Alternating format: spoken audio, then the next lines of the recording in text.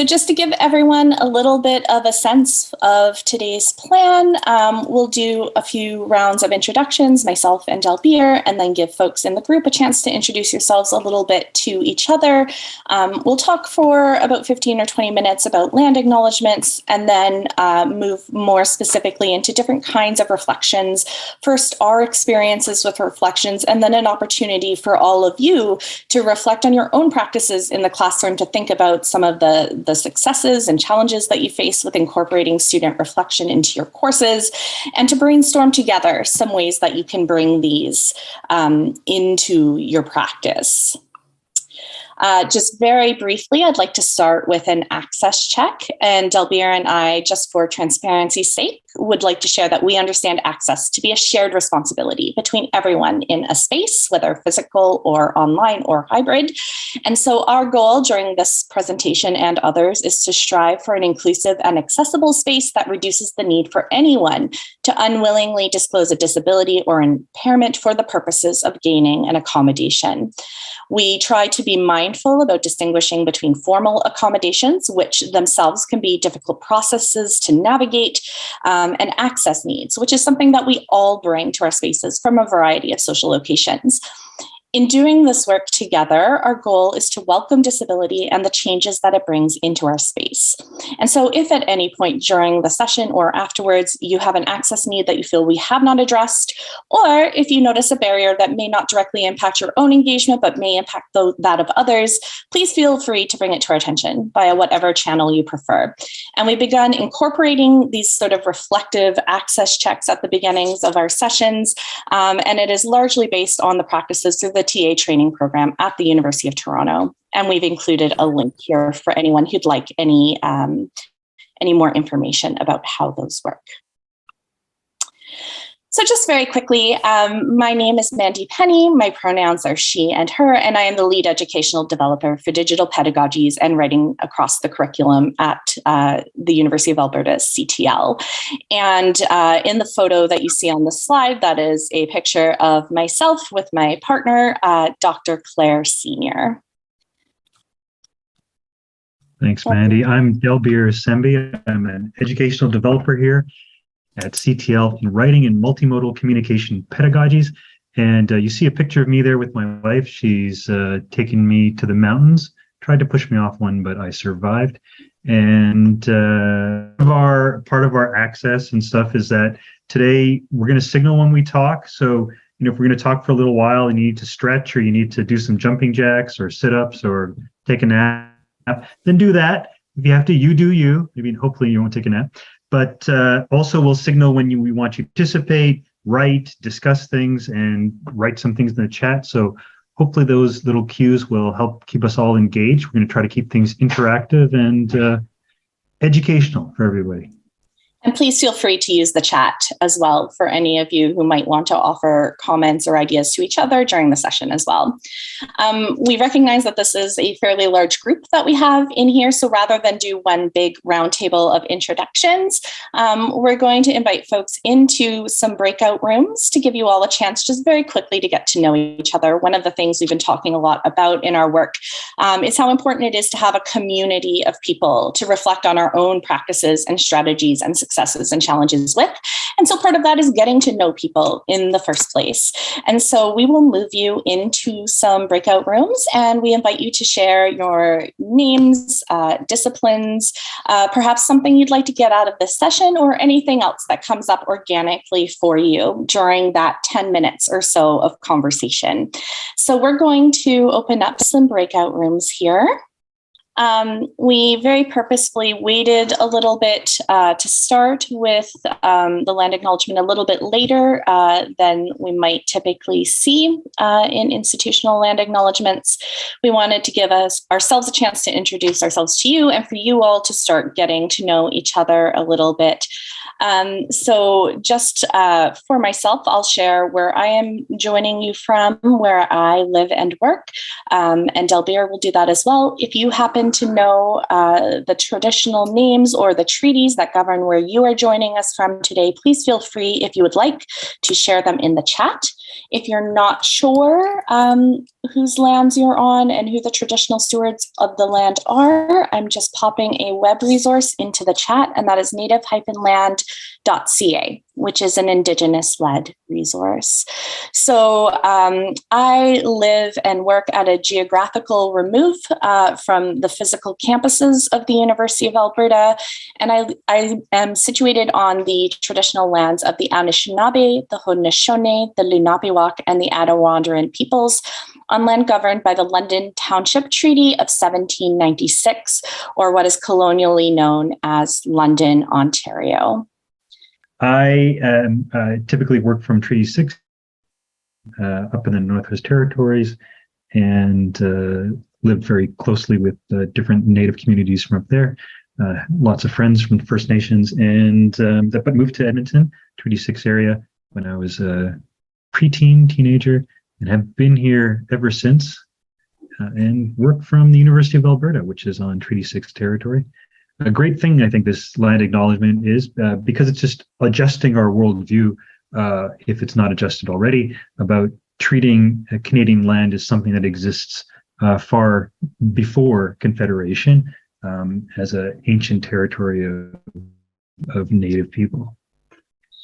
And one of the things that I try to think about when I am doing land acknowledgements and thinking about my own relationship as a cis white and queer settler on the land is that, there is a distinction between, sort of current political geographical borders between nation states and treaty borders as well, which are ones, of course, rooted in colonial law. And so they are typically rigid, fixed in appearance, right? Easily delineated. If I go back here to our treaty maps that I've included on the slides for Treaty 6 and the London Township Treaty of 1796, you will see that these are quite firm borders, clearly delineated.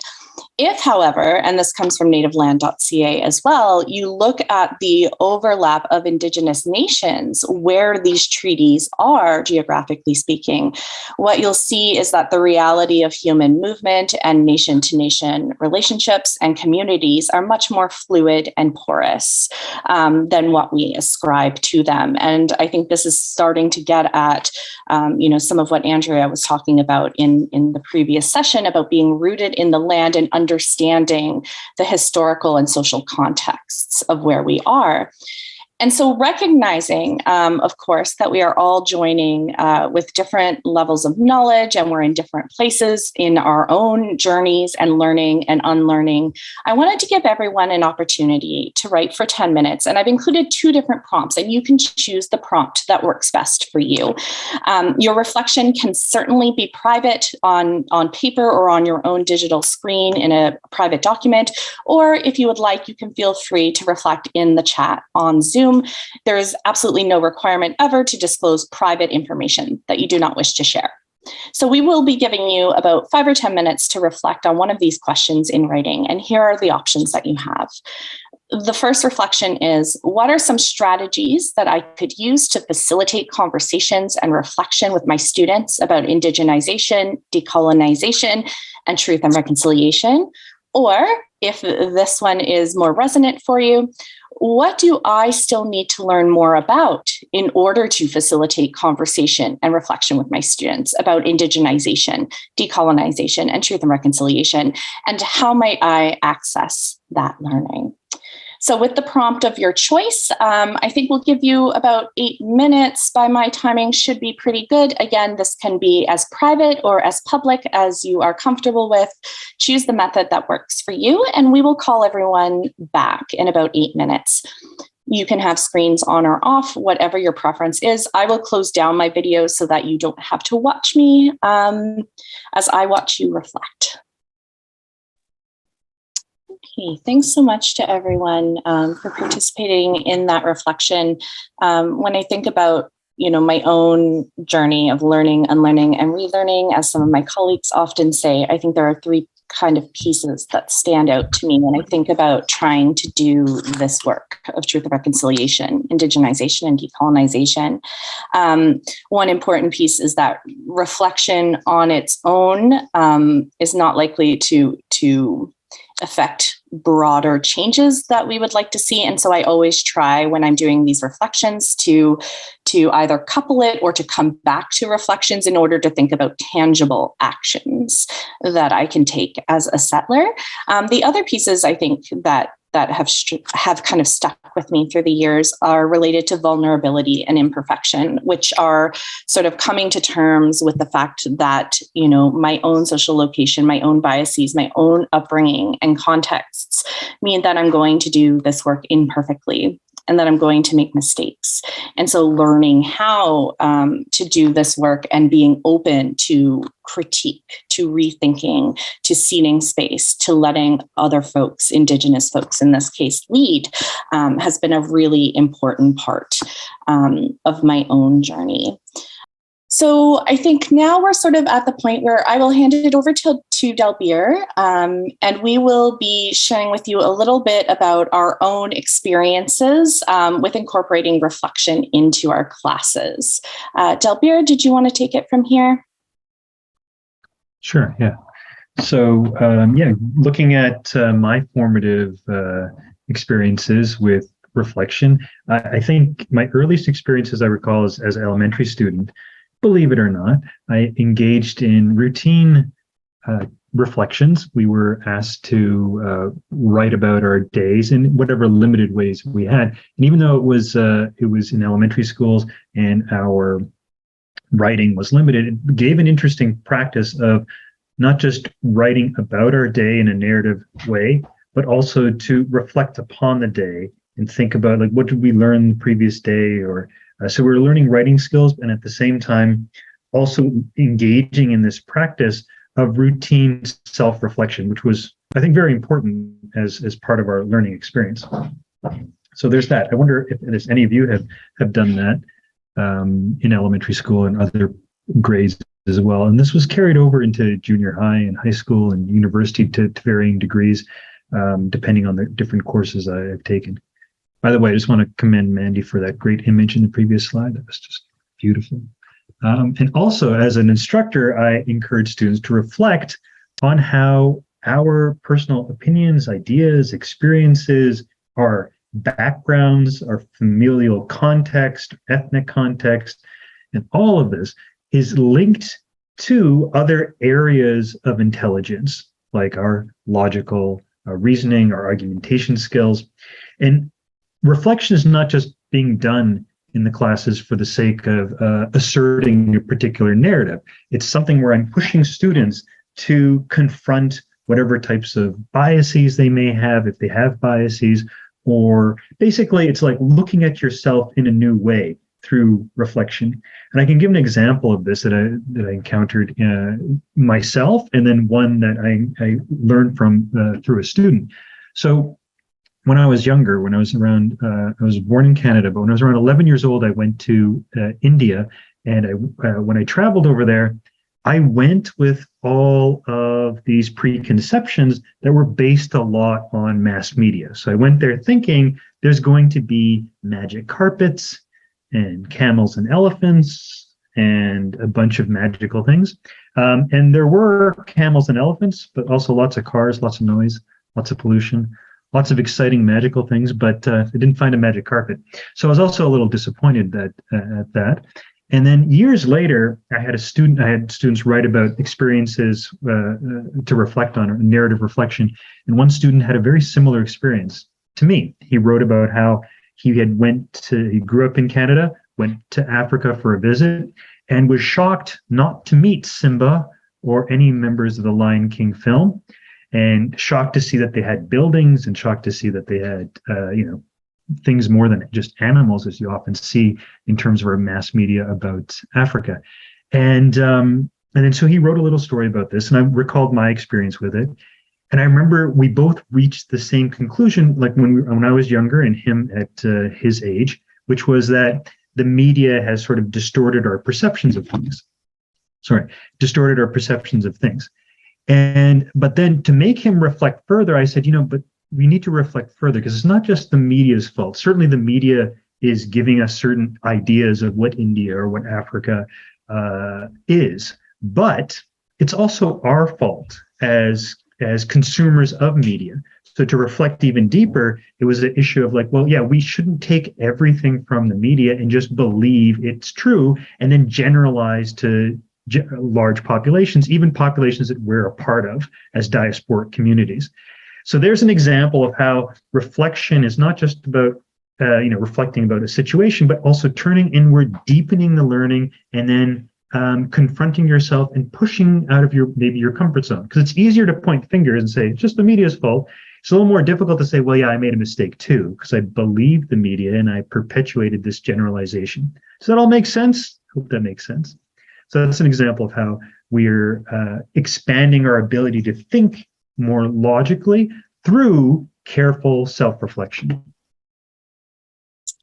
Yeah, thanks, Delbir. So just to share a little bit of my own experiences with incorporating reflection into the classroom, I would say that I began using reflection as a way of engaging students in my teaching at a community college, which was around 2009, 2010 until about 2015 or so. And these were writing and communication-based courses from students across a variety of disciplines and trades. And so here, one of the things that I would do is that I would focus on free writing, which is the unfiltered sort of stream of consciousness, no barriers in terms of structure, as a way of encouraging students to explore their relatively unfiltered thoughts on learning and on writing assignments and on topics that we were discussing in class. And part of the idea with free writing is that by removing the constraints related to structure, what we consider to be, academic tone and grammar, removing the requirement for research, that this was a way to allow students to engage with thoughts and to develop an ongoing writing practice for themselves. And in those cases, they were graded for completion only, so quite simple assessments. And I would just skim those for any kind of emerging themes to see how the students were engaging with the content in questions. Longer form pieces that could be used at the end of the year could be ones that are more traditionally structured in terms of reflection. So one of the most common models is the what, so what, now what, three-part model that encourages students to move from kind of a description of an experience into an analysis of the experience, right? And by analysis, we don't just mean cognitive analysis. We're asking the student to think about their own feelings, their own emotions, their own psychological experience of their learning or of experiential learning that they've done as a part of a course or a program. And so the idea here, as Delbir said, of course, is to give students an opportunity to think about who they are, how they approach things, and how their own experiences in the world affect how they interact with the content and with the experiences in a course. In 2016, once I had moved primarily into writing center work, I had the opportunity to experience my first social location exercise, which is what you see in the top right-hand corner of this slide. And participants were asked to identify the broader communities and demographics with which we identified on kind of a structural, systemic scale. And we were introduced to the topic of intersectionality, which is that idea that as individuals, our experiences and how we move through the world and how we are viewed by the world are deeply shaped by the particular and complicated intersections of the communities and demographics to which we belong or to which we feel affiliation of some kind. We were asked questions like, what are the aspects of our social identities that we thought about more or less frequently, or that we knew more or less about? So, for example, I do not typically have to think about my whiteness. I do think more often about my queerness in a space, that kind of thing.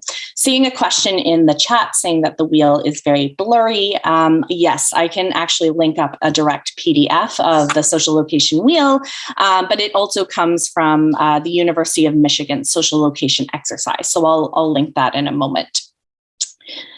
And so for me, this connected with my work with tutors, student tutors that I was training, and asking them to think about how, who they are as unique individuals and particular identities and positionalities, how that impacted on their own relationships with students in the tutoring world, and how can we navigate agency? What systemic barriers might exist in writing instruction in universities? How can we disrupt some of those barriers? And ultimately, with my tutors, I used this kind of reflective work and paired it with having them read the TRC, the Truth and Reconciliation Commission of Canada's call to action, asking them to identify areas of influence and responsibility in the calls that they could address in their own tutoring work, but in other leadership and student positions that they were taking on campus. Where I've kind of landed, and I think what my own experience with reflection has kind of taught me, is that reflection is a great way to connect who we are with how we work, how we think, and how we experience the world.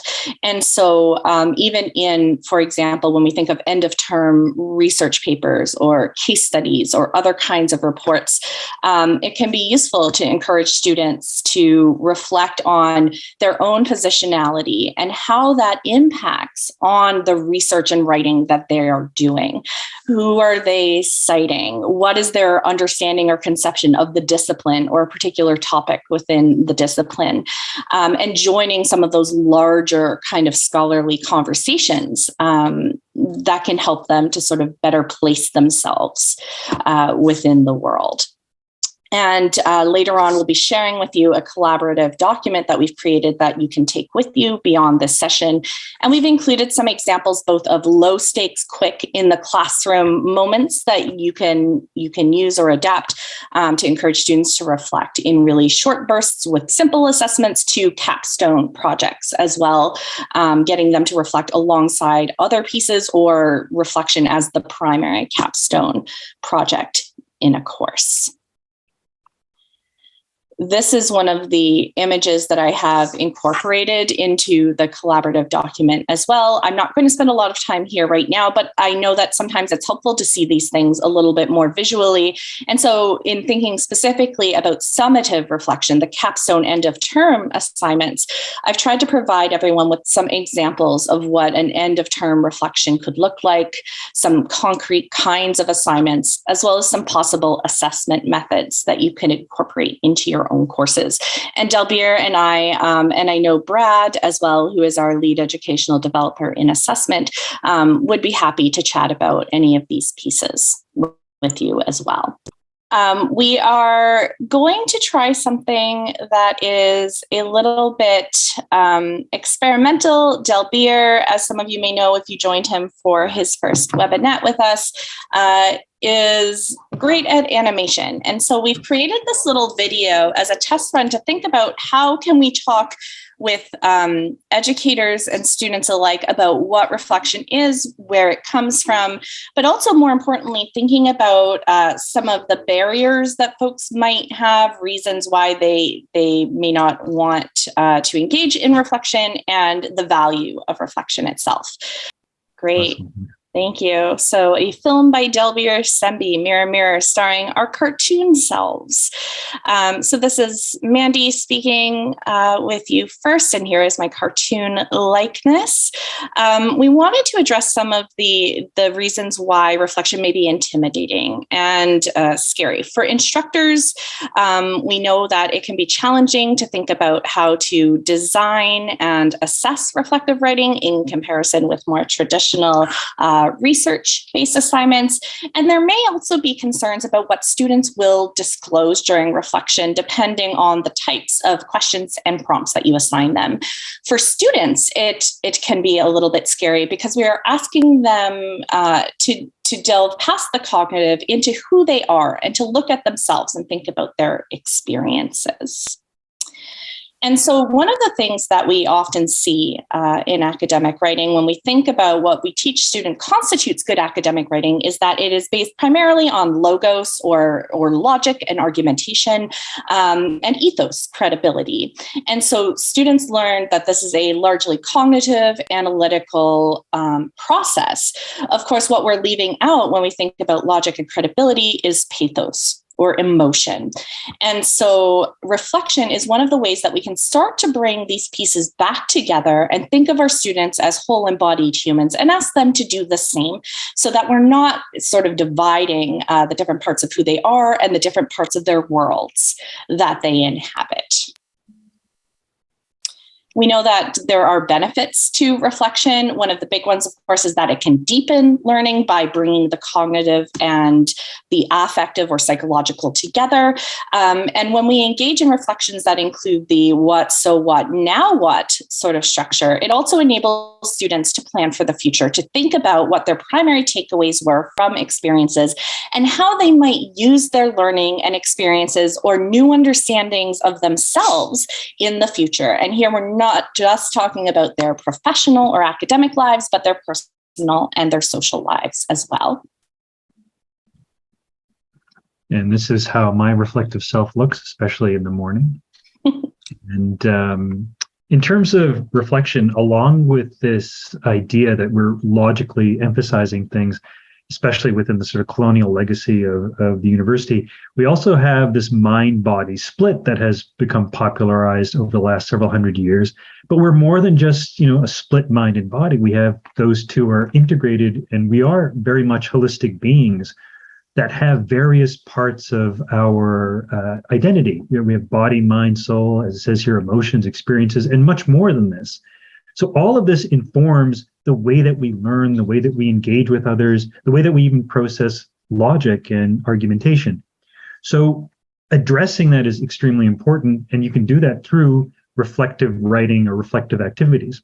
So even though we have this tradition in the past that is very logical, especially during the colonial era, we do have another tradition in the West, which is about reflection, know thyself.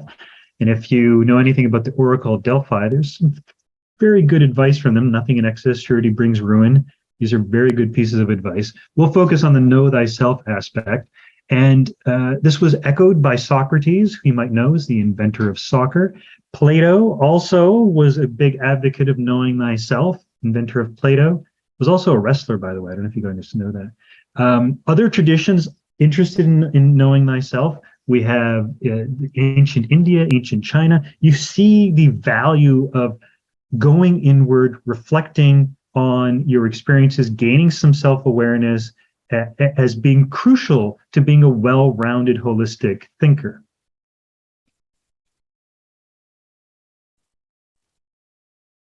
So in addition to this knowing ourselves through reflection, we can see that there is a history of having diaries, right? Some of you might have written a diary at some point. So there's reflection is valued in that way. Even our action heroes, they have journals. And even in outer space, there is the famous captain's log. So we have this idea that we can reflect on things, and it's important and valuable to reflect on things in order to move forward with our thinking, with our projects, with our various adventures in our lives. And one way we really make sense of ourselves is through stories, through what we listen to, through what we watch, what we tell. Our memory, we could say, is a type of story. We're all storytellers to a degree, and our stories can be populated in nuanced, honest ways. We can be very private and secretive in our stories and have things in our mind that we never tell anyone. But we can have stories that are populated with misinformation, stories we've told or tell ourselves that are incorrect, stories that require external validation, other perspectives, or perhaps other narrative points of view. So we should not always believe what we think or feel, but reflection makes us more aware of how we're created by our stories and how we can create ourselves even further. You cannot be a responsible storyteller without brutally being honest with your self-reflection and engaging in the resulting self-correction.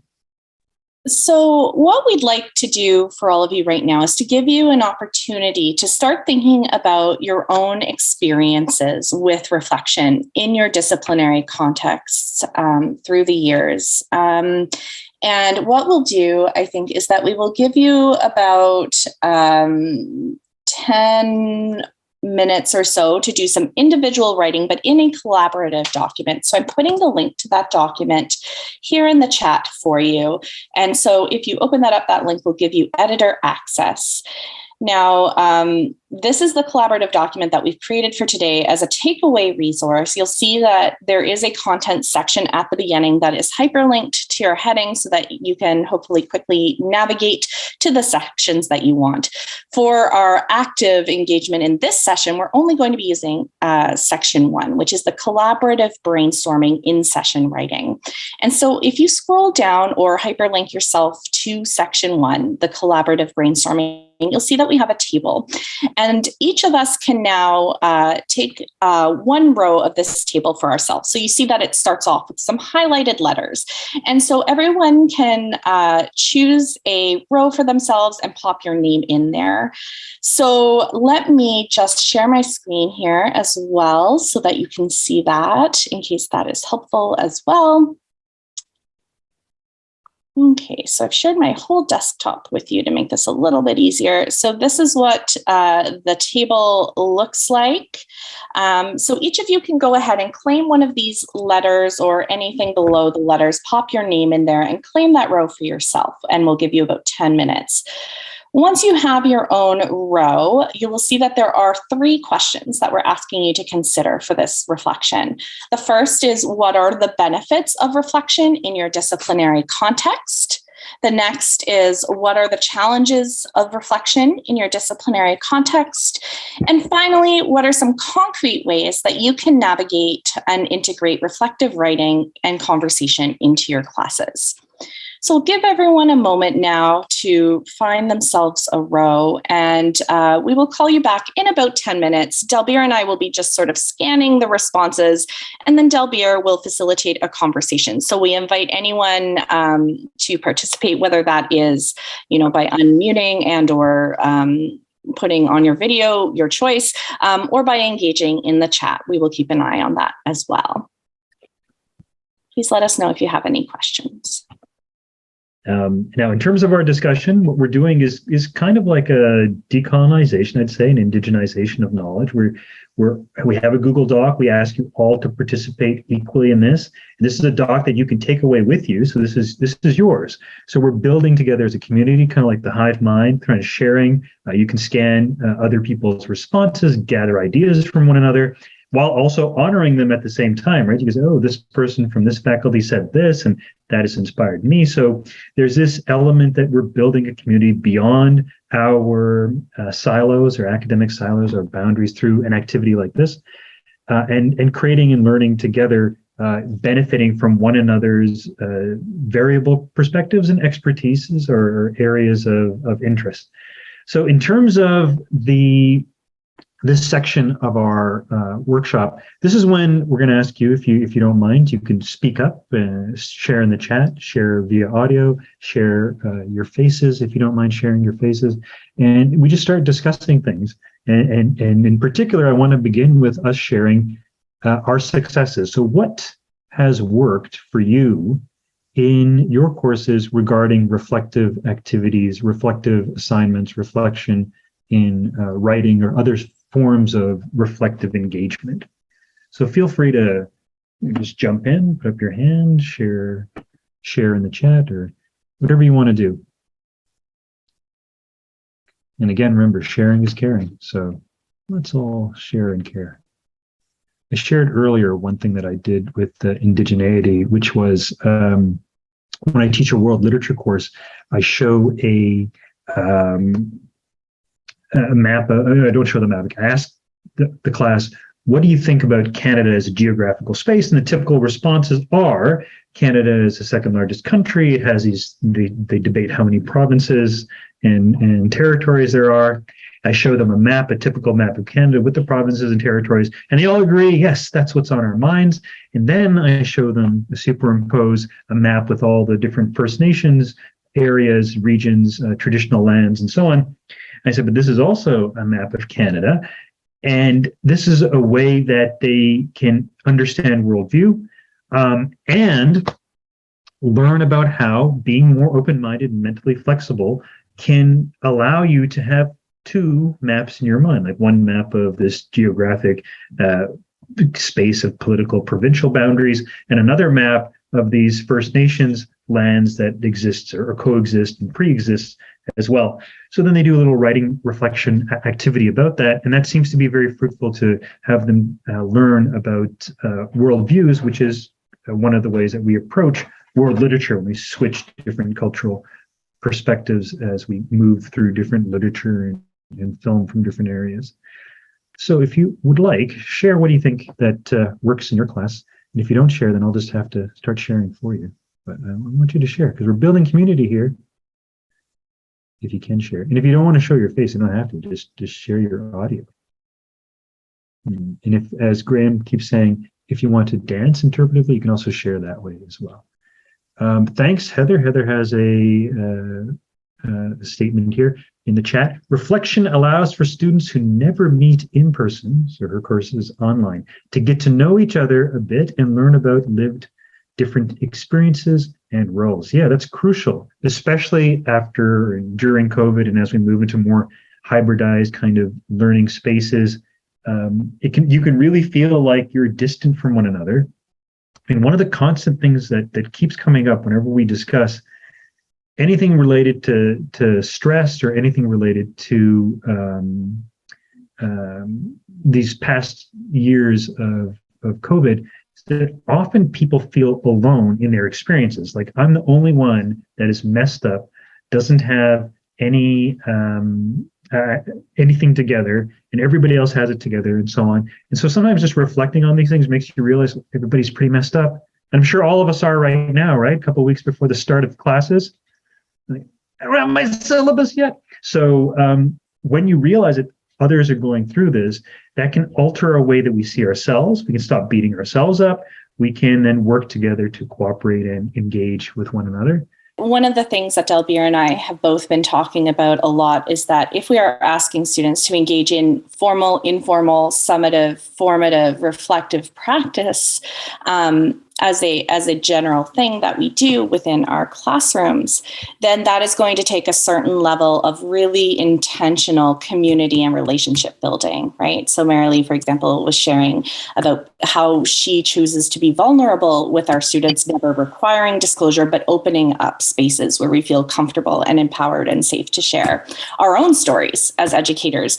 And so, the components that we sometimes, I think of as somehow separate from our curricular or programmatic content, right? So the spaces, how we engage with students, what do we do on the first day of classes to get to know them and to develop trust and reciprocity and develop community guidelines for how we're going to be in relationship with each other in our physical or digital spaces is a crucial component of how we bring reflection into the classroom, however formal or informal. And so the slide that you see here in front of you, or in the PDF that we've attached in the chat, is that we are building out what we're calling a community of practice and care. And we had an initial run of this program over the summer with a couple of groups of educators from across campus. And we will be running it again in the fall. And these are sort of structured in terms of like bi-weekly, an hour every 2 weeks. But they are flexible and community generated. So we'll be talking about digital and writing, teaching and learning from the perspective of how do we build community? How do we ensure there is equity and accessibility and reciprocity and an attention to truth and reconciliation in our classrooms? And what does that mean for the practice of writing? And what does that mean for either teaching in digital spaces or employing digital ways of teaching and learning and bringing them into our physical or hybrid classrooms as well. So I'm going to pop a link to the call for expressions of interest for anyone who is interested. This will be closing at the end of this week after OTI, but if you're interested, by all means, check it out and let us know if you have any questions. The collaborative resource is yours to keep, use. Please feel free to add to it if you have anything that you think would be useful for others. And like the rest of the CTL team, we are available to take your questions or to collaborate with you one-on-one as you work to incorporate reflection into your own classes. Delbir, I'll just hand it back to you briefly, and then we can let folks move on from this session. Yes, tomorrow we're hosting another OTI session, so we're going to continue with this type of discussion. So if you're interested, please join us tomorrow. But check if you're interested in, you can also consult with us individually. And then our communities of practice and care in the fall is also going to engage with the CARE framework and include this type. I want to thank everybody for showing up this mid-August panic before the syllabus sessions and school begins and all that. So thank you very much for taking this time in the summer to meet with us and engage with OTI. A lot of great sessions coming up. And thanks to Graham and everybody else who's making this technical magic happen. Thank you so much for being here. I hope you have a great rest of your day.